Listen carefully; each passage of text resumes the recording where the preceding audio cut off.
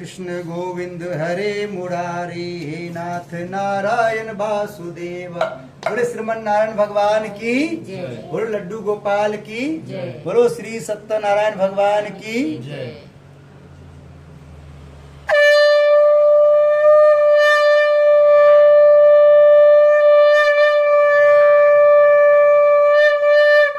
बोलो श्री सत्यनारायण भगवान की। और चलो तुम सब बैठ जाओ, सब लोग बैठो। हम सब जब जय बोलते हैं तो जोर से जय बोलना है, हल्का से जय बोलने से काम चलने वाला नहीं है। जोर से जय बोलने से क्या होता है, हमारे अंदर जो पाप होता है बाहर निकलता है, लेकिन जाता कहाँ है, जो नहीं बोलता है उसके अंदर चला जाता है। कहाँ जाता है, जो नहीं बोलता। हाँ, आपने सुने होंगे जहाँ विष्णु भगवान की कथा होता है वहाँ से राहु और केतु भाग जाता है। क्या होता है, तो उनको पता है कि पंडित जी यहाँ आह्वान करेंगे, सत्यनारायण भगवान यहाँ आएंगे। एक बार मिले थे तो दो टुकड़ा कर दिए थे, अब क्या पता नहीं कितने टुकड़ा कर देंगे, इसलिए पहले उसके क्या करता है, पंडित जी आने से पहले राहु केतु निकल जाता है। लेकिन आप चाहते हैं कि हमारे घर में सब दिन राहु केतु निकले रहे, तो आपको क्या करना है, घर में रोज हनुमान चालीसा का पाठ करना है। हनुमान चालीसा जैसे भी राहु केतु डरता है, हनुमान जी भी उनको भी बहुत मार मारता है। हनुमान जी किसको मारता है, जो अपने भक्त को परेशान करता है।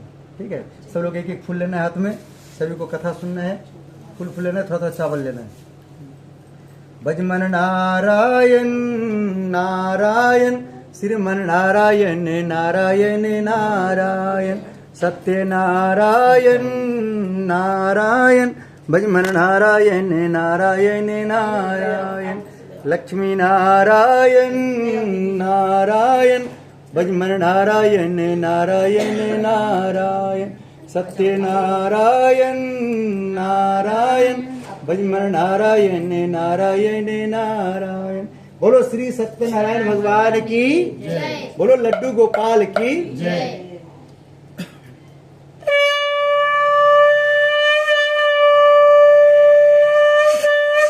बोलो श्री सत्यनारायण भगवान की जय। कथा को सभी को ध्यान सुनना है। हम सब पहला अध्याय सुनेंगे। एक समय नैमिष सारण तीर्थ में सोनक आदि 88,000 ऋषियों ने श्री सूत जी से पूछा, प्रभु इस घोर कलयुग में वेद विद्या रहित मनुष्यों को प्रभु भक्ति किस प्रकार मिलेगी, तब उनका उद्धार कैसे होगा। इसलिए हे मुनि श्रेष्ठ, कोई ऐसा तपीय व्रत बताइए जिससे थोड़े समय में पुण्य प्राप्त होवे तथा मनोमत फल मिले। उस कथा को सुनने की हमारी हार्दिक इच्छा है। सर्वशास्त्र ज्ञाता श्री सूत जी बोले, हे वैष्णव पूज्य, आप सबने सर्व पुरोहित की बात पूछी है। अब मैं उस व्रत को आप लोगों से कहूंगा जिस व्रत को नारद जी ने श्री लक्ष्मी ने पूछा था और श्री लक्ष्मीपति ने मुनि श्रेष्ठ नारद से कहा था। सो ध्यान सुनो। बोलो श्री सत्यनारायण भगवान की। एक समय योगीराज नारद जी दूसरों की इच्छा से अनेक लोकों में घूमते हुए मृत्यु लोक में पहुंचे। यहाँ अनेक योनियों में जन्मे हुए प्राय सब मनुष्यों को अपने कर्मों के द्वारा अनेक दुखों से पीड़ित देखकर सोचा, किस यत्न के करने से इनके दुखों का नाश हो सकेगा। ऐसा मन में सोचकर मुनिश्रेष्ठ नारद जी विष्णु लोक गए। वहाँ श्वेत वर्ण और 4 भुजों वाले देवों की नारायण जी को देखा, जिनके हाथों में शंख चक्र गदा और पद्म थे तथा बरमाला पहने थे। उन्हें देखकर नारद जी उनकी स्तुति करने लगे। बोले, भगवान आप अत्यंत शक्ति से संपन्न हैं, मन तथा वाणी भी आपको नहीं पा सकती। आपका आदि मध्य और अंत नहीं, निर्गुण स्वरूप सृष्टि के कारणभूत वह भक्तों दुख नष्ट करने वाले हो, आपको मेरा नमस्कार है। नारद जी से इस प्रकार की स्तुति सुनकर विष्णु भगवान बोले, हे मुनिश्रेष्ठ, आपके मन में क्या है, आपका यहाँ किस काम के लागन हुआ है, निसंकोच कहो। तब नारद मुनि बोले, मृत्यु लोक में सब मनुष्य जो अनेक योनियों पैदा हुए हैं, अपने अपने कर्मों के द्वारा अनेक प्रकार के दुखों में दुखी हो रहे हैं। हे नाथ, मुझ पर दया रखो तो बतलाइए, उन मनुष्यों के सब दुख थोड़े से प्रयत्न से कैसे दूर सकते हैं। श्री विष्णु भगवान जी बोले, हे नारद, मनुष्यों की भलाई के लिए तूने बहुत अच्छी बात पूछी है। जिस काम के करने से मनुष्य मोक्ष हो जाता है, मैं कहता हूँ ध्यान सुनो। बहुत पुण्य देने वाला स्वर्ग तथा मृत्युलोक दोनों में दुर्लभ श्री सत्यनारायण भगवान का व्रत है।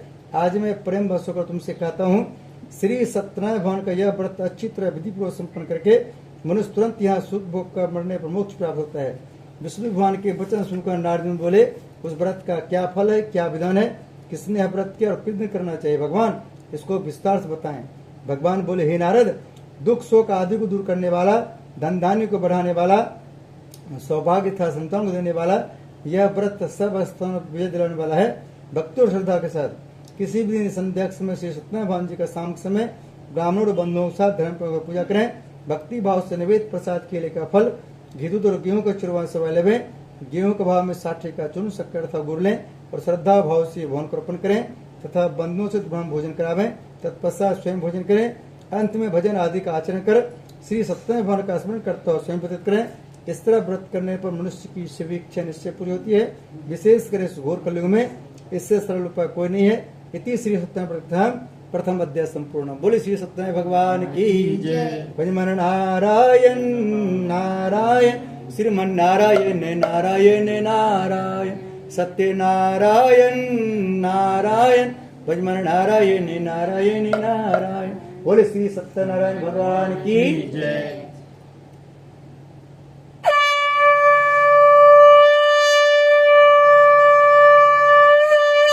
बोलो लड्डू गोपाल की जय। हम सब सुनेंगे दूसरा अध्याय सूर्यबल हे ऋषियों जिन्होंने सबसे पहले इस व्रत को किया था उसका इतिहास कहता हूँ, ध्यान श्रवण करो। सुंदर काशी पूरी नगरी में एक अत्यंत गरीब ब्राह्मण रहता था। वह भूख और प्यास से विचलित पृथ्वी पर घूमता था। ब्राह्मणों से प्रेम भाव रखने वाले श्री भगवान ने ब्राह्मण को दुखी देखकर एक बूढ़े ब्राह्मण को धारण किया और उसके पास जाकर आदर के साथ पूछा, विप्र आप अत्यंत दुखियों को पृथ्वी पर क्यों घूमते हैं? हे श्रेष्ठ ब्राह्मण सब मुझसे कहो, मैं सुनना चाहता हूँ। ब्राह्मण बोला, मैं एक निर्धन गरीब ब्राह्मण हूँ, भिक्षा के लिए पृथ्वी पर फिरता हूँ। हे भगवान यदि आप इससे छुटकारा पाने को उपाय जानते हैं कृपा कर हमें बताएं। वृद्ध ब्राह्मण बोला, घोर कलयुग में श्री सत्यनारायण भगवान मन वंश फल देने वाले, इसलिए ब्राह्मण तू उनका पूजन कर जिसके करने से मनुष्य सब दुखों से मुक्त होता है। ब्राह्मण को व्रत का सारा विधान बतलाकर बूढ़े ब्राह्मण का उद्धारण करने वाले श्री सत्यनारायण भगवान अंतर्ध्यान हो गए। जिस व्रत को वृद्ध ब्राह्मण ने बतलाया है मैं उसको अवश्य करूंगा। यह निश्चय करने पर उस ब्राह्मण रात भर नींद आई और सवेरे जल्दी उठकर श्री सत्यनारायण भगवान के व्रत का निश्चय कर भिक्षा चल दिया। उस दिन उसको भिक्षा में बहुत धन मिला, जिससे बंद बंधु के साथ उसने भगवान श्री सत्यनारायण का व्रत किया। इसके करने से ब्राह्मण सब दुखों से छूटकर अनेक प्रकार की संपत्ति सुख हुआ। उसमें से ब्राह्मण हर मास व्रत करने लगा। इस तरह श्री सत्यनारायण भगवान के व्रत को जो 7 विधियों से श्रद्धापूर्वक करेगा वह सब पाप को छोड़कर मोक्ष प्राप्त करेगा। आगे जो मनुष्य पृथ्वी पर श्री सत्यनारायण भगवान का व्रत करेगा वह सब दुखों छूट जाएगा। इस तरह नारद जी से श्री नारायण जी का कहा, तुमसे कहा हे विप्रो मैं और अब क्या कहूँ, मुझसे कह। ऋषि बोले, मुनीश्वर संसार में से ब्राह्मण सुनकर किस किस ने व्रत किया है हम उसको सुनना चाहते हैं, इसके लिए हमारे मन में श्रद्धा है। सूर्य जी बोले, हे मुनियों जिसने व्रत को किया है वो सब सुनो।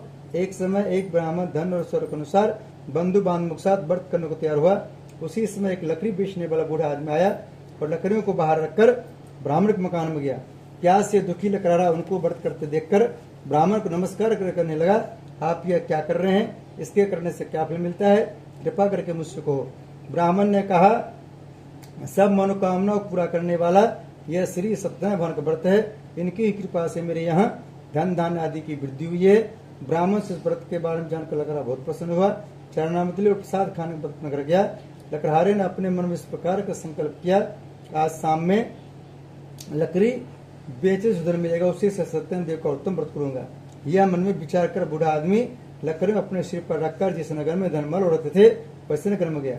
उस रोज महापुरुष से लकड़ी को पहले दिनों से चुगना मिला। तब वह बूढ़ा लकड़हारा दामृत्यु प्रसन्न होकर पके केले की फली, शक्कर, घी, दूध, दही और गेहूं का चूर्ण इत्यादि श्री सत्यनारायण भगवान के व्रत की कुल सामग्री लेकर अपने घर गया। फिर उसने अपने बंधु बुलाकर विधि के साथ श्री भगवान जी पूजन व्रत किया। उस व्रत के प्रभाव से बूढ़ा लकड़हारा धन पुत्र सुख हुआ और संसार के समस्त सुख भोग कर वैकुंठ चला गया। इति श्री सत्यनारायण व्रत कथा द्वितीय अध्याय संपूर्ण। बोली श्री सत्यनारायण भगवान की भजमन नारायण नारायण श्रीमन नारायण नारायण नारायण सत्य नारायण नारायण भजमन नारायण नारायण नारायण। बोले श्री सत्यनारायण भगवान की, बोले लड्डू गोपाल की।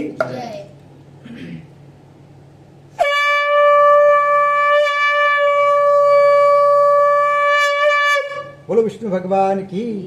आप सब घर में फूल आ गया कि नहीं आ गया? ये फूल दे दीजिए पूरे। तुम यहाँ यहाँ भाई बगल में। भजमन नारायण नारायण श्रीमन नारायण नारायण नारायण लक्ष्मी नारायण नारायण भजमन नारायण नारायण नारायण। बोले श्री सत्यनारायण भगवान की जय। बोले लड्डू गोपाल की जय। बोले बाके बिहारी लाल की जय।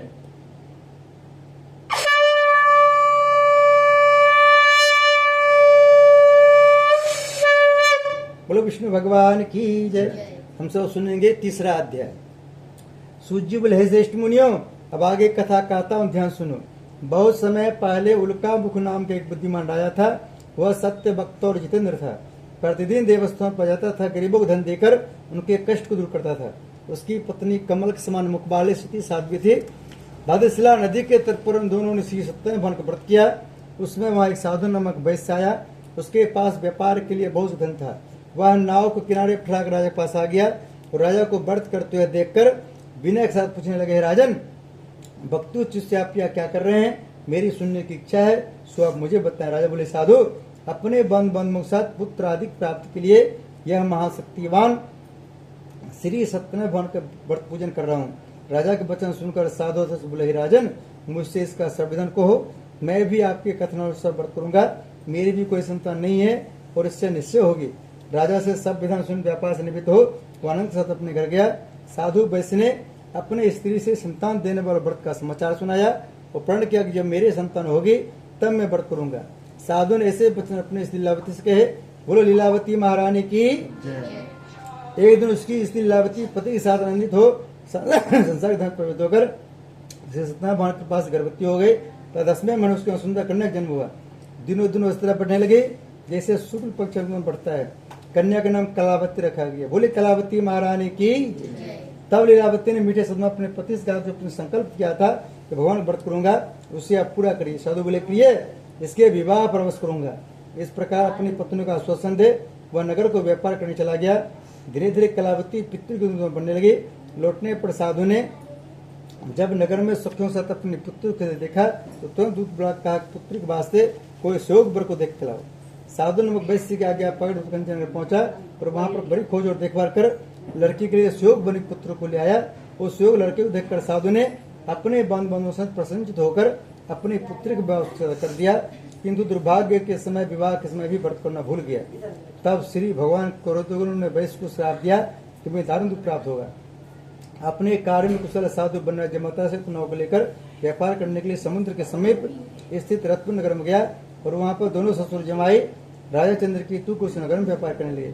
एक रोज भगवान श्री सत्यनारायण की माया से प्रेरित कोई चोर राजा का धन चुरा कर भाग जा रहा था, किंतु राजा के आता देखकर चोर ने घबरा कर भागते हुए राजा के धन को वहीं चुपचाप रख दिया जहाँ ससुर जमाए ठहरे हुए थे। जब दूतों ने साधु वैश्य के पास राजा के धन को रखा दिखा, दोनों को बांध कर ले गए। वो प्रसन्नता से दौड़ते राजा से जाकर बोले, यह दो चोर हम पकड़ लाए हैं, देखकर आज्ञा दें। तब राजा ने बिना उनकी बात सुने ही आज्ञा दे उनको कठिन करार डाल दिया। उनका सब धन भी छीन लिया। श्री सत्यनारायण भगवान के श्राप द्वारा उनकी पत्नी भी घर पर बहुत दुखी हुई। घर पर जो धन रखा था चोर चुरा कर ले गए। शारीरिक व मानसिक पीड़ा तथा भूख पाए दुखी तो अन्न की चिंता प्राप्त कन्या एक ब्राह्मण कर गई। वहाँ उसने श्री सत्यनारायण भगवान को बहुत देखा, फिर कथा सुनी तथा प्रसाद ग्रहण को रात रही। माता ने कलावती से कही, पुत्री तो अब तक कहाँ थी, तेरे मन में क्या है? कलावती बोली, माता, मैंने एक ब्राह्मण घर श्री सत्यनारायण भगवान का व्रत देखा है। कन्या का वचन सुनकर लीलावती भगवान के पूजन तय करने लगी। लीलावती ने परिवार और बंधुओं सहित श्री सत्यनारायण भगवान जी का विधि पूर्वक पूजन किया और वर मांगा, मेरे पति और दामाद श्री राजा में। साथ ही प्रार्थना की, हम सबका प्रार्थना करो। श्री सत्यनारायण भगवान व्रत से संतुष्ट हो गए। राजा चंद्रकेतु को स्वप्न दर्शन देकर कहे, राजन, जिन दोनों वैश्यों को तुमने कैद कर रखा है वे निर्दोष है, उन्हें प्रार्थना छोड़ दो। उनका सब धन जो तुमने ग्रहण किया है दे दो, नहीं तो तेरा धन राजपुत्र सब नष्ट कर दूंगा। राजा से वचन कहकर भगवान अंतर्ध्यान हो गए। प्रातः काल राजा चंद्रकेतु ने सभा में अपना स्वप्न सुनाया और सैनिकों का गद्दी के दोनों बनिक पुत्रों को कैसे मुक्त कर सभा में लाया जाए। दोनों ने आते राजा को नमस्कार किया। राजा मीठे बाण ने अपनी गलती क्षमा मांगे और उनसे कोमल अनुभव महाभावों, भाग्यवश आप लोगों का ऐसा कृत प्राप्त हुआ है, तो आपको कोई भय नहीं। ऐसा कहकर राजा ने उनको नई नई वस्त्र आभूषण पहनाए तो उनका जितना धन लिया था उसे दोनों धन देकर आदर्श विदा किया। दोनों वैश्य अपने घर को चल दिए। इति श्री सत्यनारायण कीर्तियादय संपूर्ण। बोली श्री सत्यनारायण भगवान की। श्री कृष्ण गोविंद हरे मुरारे, हे नाथ नारायण वासुदेवा। श्री कृष्ण गोविंद हरे मुरारे, हे नाथ नारायण वासुदेवा। पितुमातु स्वामी सखा हमारे नाथ नारायण वासुदेव। बोले श्रीमन नारायण भगवान की, लड्डू गोपाल की।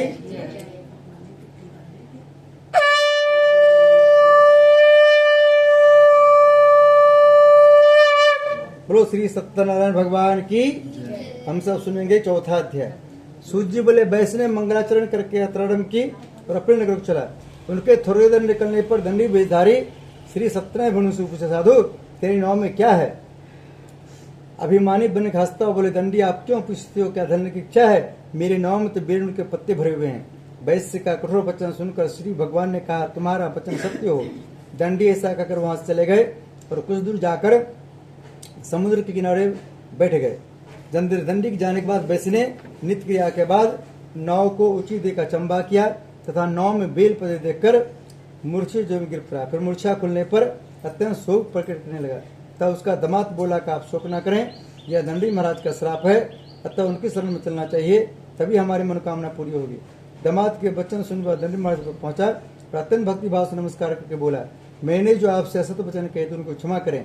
ऐसा कहकर महान शोकातुर होने लगा। तब दंडी भगवान बोले, मेरे पुत्र मेरी आज्ञा से बार बार तुम दुख प्राप्त हुआ है, तू मेरी पूजा से विमुख हुआ है। साधु बोले, भगवान आपकी माया से मोहित ब्रह्मा आदि भी आप रूप नहीं जानते, तब मैं अज्ञान कहीं जा सकता हूँ। आप प्रसन्न होइए, मैं सामर्थ्य के अनुसार पूजा करूंगा, मेरी रक्षा करो और पहले के समान कम धन भर दो। उसके भक्ति वचन सुनकर श्री सत्यनारायण भगवान प्रसन्न हो उससे क्षमता बढ़ते कर अंतर ध्यान हो गए। तब उन्होंने नाव पर आकर देखा नाव धन से परिपूर्ण है। फिर भगवान सत्यनारायण का पूजन कर साथियों सहित अपने नगर को चला। जब वह अपने नगर के नगर पहुंचा, उसने एक दूत को घर भेजा। दूत ने साधु वैश्य के घर जाकर उसकी स्त्री को नमस्कार कर कहा, आपके पति अपने दामाद सहित इस नगरी से पा गए हैं। ऐसा वचन सुन साधु की स्त्री ने बड़े हर्ष के साथ सतदेव का पूजन कर पुत्र से कहा, मैं अपने पति दर्शन को जाती हूँ, तो कार्य पूर्ण कर शीघ्र आ जाना। परंतु माता के ऐसे वचन सुनकर भी कलावती प्रसाद छोड़कर पति दर्शन के चले गए। प्रसाद का अवज्ञा कारण सतदेव रुष्ट हो गए। उसके पति को नाव से पानी में डुबो दिया। कलावती अपने पति को ना देखकर रोते हुए जमीन पर गिर गई। इस तरह नौका को डूबा हुआ तथा कन्या रोते हुए देखकर साधु दुखित बोला, भगवान मुझसे मेरे परिवार जो भूले उसे क्षमा करो।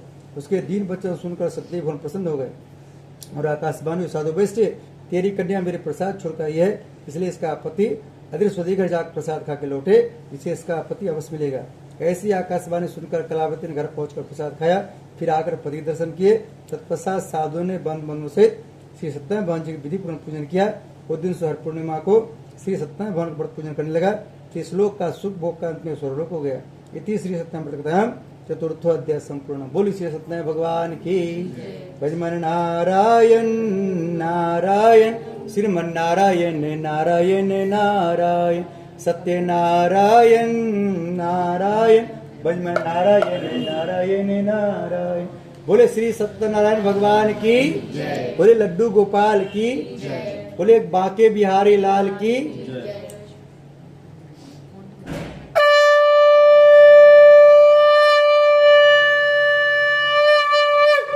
बोले विष्णु भगवान की जय। हम सब सुनेंगे 5वां अध्याय, लास्ट अध्याय। सूर्य बोले, ऋषियों मैं और भी कहता हूँ, ध्यान सुनो। प्रजापालन में लिंग तुंगध्वज नाम के राजा था। उसने भगवान का प्रसाद त्याग कर बहुत दुख पाया। एक समय राजा वन में जाकर वन पशुओं को मारकर बर के पेड़ के नीचे आया। वहाँ उसने ग्वालों को भक्ति भाव से बांधने से श्री सत्यनारायण भगवान जी को पूजन करते देखा, परंतु राजा देखकर भी अभिमान बस में नहीं गया, न सदैव भगवान को नमस्कार किया। जब ग्वालों ने भगवान का प्रसाद उसके सामने रखा तो प्रसाद को त्याग कर अपने सुंदर को चला। वहाँ उसने अपना सब कुछ नष्ट कर पाया। वह जान के सब भगवान सदैव ने किया है। तब वह विश्वास कर उसी स्थान को वापस आया और गौरव से गया और विधि को पूजन कर प्रसाद खाया। तो श्री सत्यनारायण भगवान की कृपा से पहले जैसा था सो ऐसा हो गया। अंत में दीर्घ काल तक सुख भोग का मरने पर स्वर्गलोक हो गया। जो मनुष्य इस परम दुर्लभ व्रत को करेगा, भगवान की कृपा से धन की प्राप्ति होगी। निर्धन धनी और बंदी बंधन से मुक्त होकर निर्भय हो जाता है। संतान को संतान प्राप्त होती है तथा सब मोड़ पूर्ण होकर अंत भगवान धाम हो जाता है। जिन्होंने पहले व्रत को किया, अब उनके दूसरी में कथा करता हूँ। विश्वधन ब्राह्मण ने सुदामा के रूप में जन्म लेकर मोक्ष पाया। उनका मुख नाम का राजा होकर भगवान प्राप्त हुआ। साधु नाम का वैश्य ने धर्मात्मा प्रति राजा मोर्देश बनकर अपने पुत्र का शीघ्र मोक्ष प्राप्त किया। महाराज तुंगध्वज ने स्वयं भूमन होकर भगवान में भक्ति कर्म कर मोक्ष प्राप्त किया। लकड़हारा भील अपने अगले जन्म में गुण मान साध राज हुआ। जिसने भगवान राम की चरणों की सेवा कर मोक्ष प्राप्त किया। इति श्री सत्यम प्रकृतम संपूर्णम। बोले श्री सत्यनारायण भगवान की जय। सब लोग फूल को माथे से लगा लीजिए, इसमें एक पर कटोर दे दीजिए। भजमन नारायण नारायण श्रीमन नारायण नारायण नारायण सत्य नारायण नारायण भजमन नारायण नारायण नारायण लक्ष्मी नारायण नारायण भजमन नारायण नारायण नारायण। बोले लक्ष्मी नारायण भगवान की जय। बोले लड्डू गोपाल की जय। श्री कृष्ण गोविंद हरे मुरारे हे नाथ नारायण वासुदेव पितमातु स्वामी सखा हमारे हे नाथ नारायण वासुदेवा। बोलो श्रीमन नारायण भगवान की, बोलो लड्डू गोपाल की। तो हम सबको करना है हवन। इनको थोड़ा सा पीछे मोड़ लीजिए।